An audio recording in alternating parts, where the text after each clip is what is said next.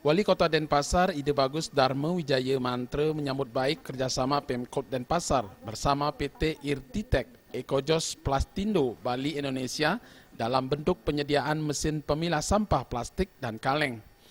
Diharapkan adanya kerjasama ini, masyarakat kota semakin antusias untuk menjaga kebersihan lingkungan. Terlebih sampah bisa langsung ditukarkan menjadi voucher uang tunai melalui mesin pemilah sampah tersebut. Dengan adanya teknologi ATM seperti ATM ini, jadi orang ini mungkin ya kita harapkan lebih tertarik dan juga pembayarannya kan lebih sangat mudah ya. Itu nanti dia cash. Nah ini akan ditempatkan di beberapa tempat di Kota Denpasar. Dalam kesempatan tersebut, investor dari Asia Pura Putri Daninggar yang juga selaku marketing PT Irtitek Ekojos Plastindo Bali Indonesia mengatakan kerjasama akan menghibahkan 25 mesin recycle sampah kepada Pemkot Denpasar. Mesin akan ditempatkan di pasar mal, terminal, pelabuhan, dan beberapa bank sampah di Kota Denpasar. Untuk membantu Denpasar khususnya penanganan masalah plastik dan kaleng.